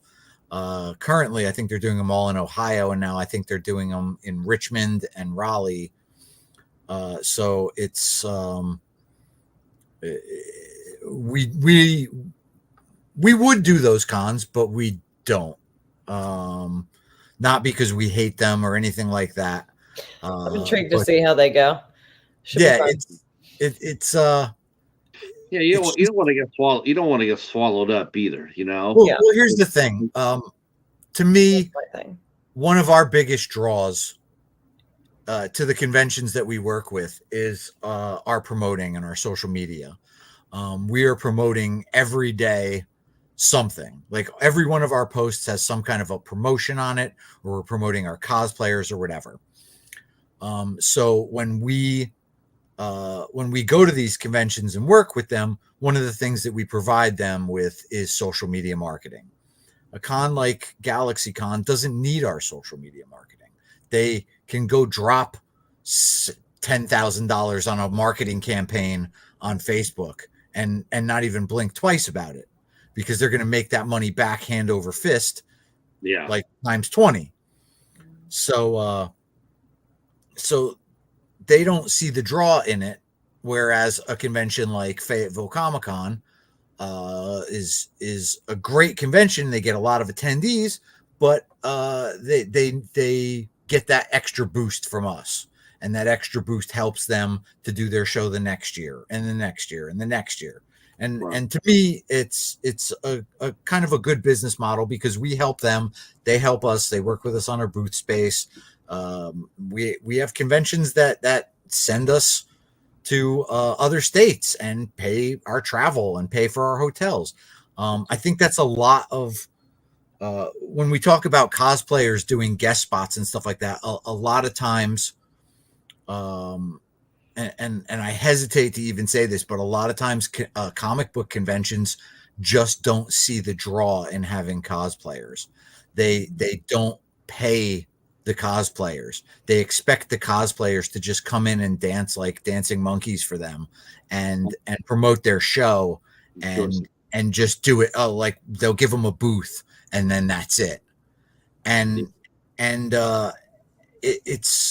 It's sad, because these cosplayers are the fans, and a lot of times the comic book conventions are a lot of times they're run by these old school comic book guys, and the comic book guys have, comic book artists at their shows and comic book writers, and they're all of this mindset. and I hear it constantly, and I hate it because they're like, oh, the cosplayers just take up space. They don't buy anything at the conventions. They don't do anything. They're a waste of time. Blah blah blah blah blah. And I don't see that. And I know that that's not true because A, they bought a ticket to get in. Yeah. And B, at my booth, every single one of our cosplayers sticks their packages that they bought stuff in under a table. We have a pile of stuff that they bought at those conventions. Yeah. So anybody telling me that cosplayers don't buy anything, I call bullshit 100%. I agree with you. But the cosplayers bring in the people. They stand at the booth. They talk to people. They converse. They bring people to their booth. And then, as a comics writer myself, I've seen it a million times. There's these comic book guys, writers, artists, whatever, and they'll be sitting at their booth and they'll be on their phone or they'll be playing their Nintendo, and then they'll be up on social media the next day and be like, I didn't make any money because blah blah blah blah blah, and I didn't make any money. There was a cosplayer standing in front of my booth and blocking people, and just bitching about it. I've seen that bullshit. You're right. And the thing is, it's like, man, you should be freaking lucky to have a cos. Some of them got smart. Some of them got actually sort of got smart and were like, you know what? Maybe I should have somebody. Maybe I should pay a couple of these really cute cosplayers to stand in front of my table, right? To attract the people. And these so-called, and you're right, all these indie comic book writers and whatnot. Yeah, that's what they do. They're not engaging. They're not engaging with their customers. They're not staying there. When I was boothing for my books, I would stand up. And I would talk to everybody that came by. I would walk people. Anybody. So I wrote a book. Where'd he go? Oh no, I broke it. Okay. So I wrote a book called The Night Before Krampus. I'll put this here and check it out. So I wrote a book called The Night Before Krampus, and when I was boothing for that, it would be up there. The second I would hear the word Krampus, I would be like, oh, because people would walk by, they'd read it and they'd read it out loud and it'd be like, oh, The Night Before Krampus. And I'd be like, why don't you take a look? And I'd put it in their hands. And one of my cosplayers who worked at retail, Black Karma and Awkward Turtle Cosplay, both taught me that. You put it in their hand and then they read the book and then they either love it and they want to buy it or they don't. And 9 times out of 10, they're buying that book because it's cool. And so but you're right though. I mean, going to a convention, there's nothing more discouraging to go by. I understand it's a rough business, but it's nothing more discouraging to walk by an independent writer, a comic or whatnot, and see them sitting down and their head is down. They're not engaging with you at all. You walk by their booth and say hi or something, but they're just sitting there on the phone most of the time. And it's like, or reading, or sometimes they would be drawing. The ones that were drawing, I would stop by because they're showing you their art. Those aren't cheap. I mean, if they don't make their money back and then they're up on social media bitching about it the next day, that's your fault, man. Like, and again, I'm not sitting here saying, you need a cosplayer at your booth to do that. No, you don't. But you know what? It helps. I mean, I have a couple different people that do Krampus cosplays for us, and every time I've had them at the booth, it's been a draw. You have to make a spectacle of yourself. You have to do the thing, and some of these the comic book convention owners just don't see it, and they're like, oh, they're just cosplayers, blah blah blah. But you know what? It's a symbiotic relationship between the conventions and the cosplayers because these are their fans. These are their fans that are dressing up. They loved your character so much that they made a costume and dressed up like your character. Yeah, you should be kissing their asses. They're the ones buying your books. Yeah. Sorry, I got a little heated about that. No. I'm stoking the fire because I'm 100% with you. Definitely. I'm 100% with you. Let me go to the chat real quick and see what's going on with it. Our friend Reed is here, and our Brene Fairy Dust. Hi, how are you guys? And Nora, I saw you up there, Nora, and it was fun to go hanging out in your chat. I have not eaten 24 cookies. Unlike our friend Nora, she went online to the stream. She said I had 24 cookies. I ate them all. Wow. Yeah. Wish I had 24 cookies. Yeah. Oh, I don't know if you saw this or not, Tommy, but while we were talking, one of your cats came behind you and stole some scenes from you. So I saw a tail behind it. Yeah, she does that. Hey, Echo. Just like not sitting here. I tell you what. Do you guys have any questions for our two guests from the Variant Collective, Tommy and RJ? Do you have any questions? Please do so. Drop them down. Wow, this has been so much fun. I told you we're gonna have fun tonight. I told you. Yeah, it's been good. I knew it. Yeah, this has been absolutely great. And we had some of your we had Vale stop by. We had some of your other people come by. This has been, I wanted to invite her to come on and co-host this show, but then I saw her post about her moving. And so I said, yeah, she's probably still has to unpack and get used to where she's at and whatnot. But the next time you guys come on, and there will be a next time, I'm definitely going to invite her to come on and hang out, and we're going to talk about this again because I think it's fascinating myself. Hello, Wesley. How are you? Glad you're here. Okay. Nice meeting you. He is in Huntington, West Virginia. Okay, cool. Glad you're here. First time through. This is 8 Questions With, and we are talking to the Variant. And I want to thank you guys for coming out tonight. I really do appreciate it. Hanging out with us. And this has been a blast. I absolutely was looking forward to this so much. And thank you for your generosity and giving me the opportunity to talk to you. This has been a lot of fun, and I can't wait to do it again. And I think we'll probably we're definitely going to wait till to convention season, and then we'll ring your bell and see what you guys are up to. Hey, Carmen wants a wave from Kevin. Oh, I know Kevin. So Kevin is our mascot. He's a long cat. He's also one of our cosplay spotlights. He cosplays as well. Mm-hmm. And he's infamous in Ohio and Pennsylvania. Mm-hmm. Very popular there. At Colossal Con. He has a very specific set of skills. Yes. He will also be appearing next at Ichiban Con for both weekends in Concord, North Carolina. Well, what is the Variant's next appearance going to be, or do you know? I mean, this Saturday at Geek and Grub in Raleigh, North Carolina. It's like I said, it was a Geek and Grub market. It's a nerdy festival where they have like a bunch of geeky vendors. It's at Fred Fletcher Park in Raleigh, and they have a bunch of food trucks out there and just all kinds of fun stuff. They usually have a cosplay contest, and it's a good time for everyone. So that's our next one. That's also our last one for the year. Then we're going to probably be doing some photo shoots so we could get our January cosplay spotlight situated.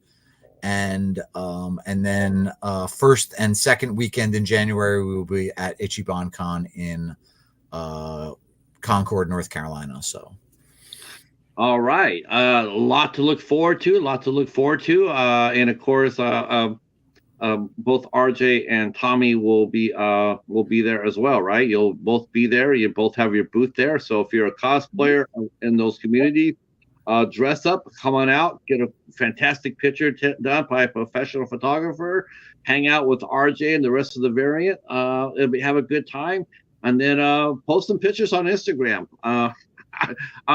One last question before I let you guys go, but how important is social media played into the Variant? How I know you guys your Instagram channel is growing. How important is it for social media? How big of a part has it played into promoting the Variant? It's definitely more important than I thought it was when I started this. I was never like into social media. It was like, a necessary evil. You meet you see kids from middle school. Yeah.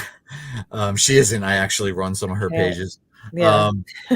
But but yeah, it wasn't at first, and then as we grew and as we started getting more cons and getting more people noticing us through social media, it became much more important.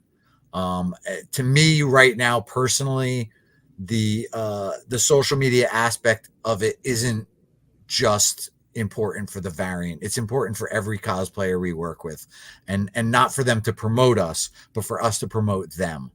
That to me is one of the biggest reasons I continue to even remotely use social media, is because I want all of them to be seen. I want all of them to be known. I treat every single one of our people like they are the coolest, best celebrities out there, because they are.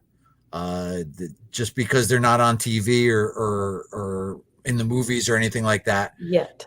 it doesn't matter to me, because what matters to me is that every one of our cosplayers feels special. One thing I meant to say earlier when you were asking about if we tell them what to wear for their spotlights or their features, I tell every one of them the same exact thing, and it's that this feature is you on a plate. It is what you want to do. It is what you feel is your best cosplays.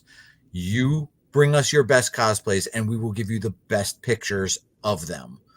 And every single one of them has brought it to the table. I can't think of any of our cosplayers that I've been disappointed in any possible way when doing that. They all bring something unique and different to the table. They are all incredible people, and incredible girls and men, women and men. It's an honor to work with all of you, because to me, just going out and having fun and doing that, this is my day job. So I literally love it. And when you love your job, you don't work a day in your life. And I still haven't yet. We'll see. Hi, real quick. Thanks, Renee. It's just that there's a time and a place, and this isn't the place for what he was sprouting. So that's all. I'm sure he's a nice guy, but Is that the guy posting the religious messages? yeah, he could have. Jesus is our favorite cosplayer. We love Jesus. We love cosplayers. spotting Jesuses in conventions and everywhere. I mean, it's just like I said, I'm sure he's a nice guy. He seems like a nice guy, but it's just this is not the place for that. He has his own channel he could do that on. I'm not about that right now. Do you know him? No, I don't know him. I'm sorry if he did. I'm just like, it happens. I just want to talk about creativity. I want to talk about positivity and everything else. Hey, Mr. Bones, welcome to the show. And thank you so much again. We're going to go ahead and wrap it up now. I want to thank the chat for hanging out with us, including, like I said, some of your members came on out. And of course, the mighty Vale came out and hung out with us as well. I appreciate that so much. And thank you to Brene and Mr. Bones and Echo and everybody else who came out. Thank you for your support. We will be back tomorrow night at 8 o'clock with film director Marissa Vaughn from Iowa. And she will be here. We'll be talking about her brand new movie called Knee High. And then Sunday at 3 p.m., we will be back here with Elizabeth Chamberlain of the film Grotesque. And then Monday the 18th, me and the Cheetah, we will be packing our bags to flying virtually over to the UK to hang out with our good friend Video Tasties as we watch and discuss Van Helsing. See all sorts of fun things here. Man, I would love to. If someone cosplays as Van Helsing, I want to see a picture of that. All right. Really. Why don't you do it? Cosplay. Yeah. Go for it. It's for everyone. I'll take your picture. It's for everyone. There you go. If you're dressing up like Van Helsing and you go to if you go to the variants booth, Tommy will definitely take your picture. And now, I'm asking these questions. Did you post any of the when you when they come up there and say, "Will you take a picture of me?" Do they have to sign off, or do you ever offer them a chance to appear on your social media page? I mean, do A you? lot of our spotlights come from regulars that come to our booth. Okay. Okay. So eventually, yes, if there's anyone particularly awesome, then yes. All But right. mostly we just bring them into our family. And we That's right. also, so all the photos go up on our website too. So we actually have what I believe to be the largest privately created collection of cosplay photos on the planet. There's over 70,000 photos on our website. And it's a nightmare. We also cannot revamp the website because there's no way to change from one format tool to the other easily. But it's they're up there, and I'm willing to bet that Guinness World Records would be interested if they could. And also, like I said, once they're up on the website, the cosplayers can download them for free. They can post them wherever they want, whatever. If they tag us in their photos on Instagram, we definitely share it to stories, and we tell everybody to go follow them. Like, why not? Like, it's all free. Social media is free, so why wouldn't we give people a shout out? Why wouldn't we give people a leg up? It's we've got plenty of people that gave us a leg up in the back in the day, and we're willing to do it to everybody else. We promote, we share, we show everybody what we do, and we're proud of it, and we're proud of all of the people that take pictures with us, and that come to all of our photo booths. All of the attendees at the photo booths are amazing, and we love all of them because they absolutely bring it. So definitely. Okay. We will say goodnight right here. We will see you tomorrow night at 8:00 for Marissa Vaughn. Thank you guys so much again for your support. thanks for Don't forget having us. to hit the like button. Don't forget to hit the leave a comment, and all the social media connects are for the variant or down in the description box. And yeah, thanks so much. Stay right where you're at for a minute, and to the chat, we're gonna say goodnight. Thanks again, and see you tomorrow.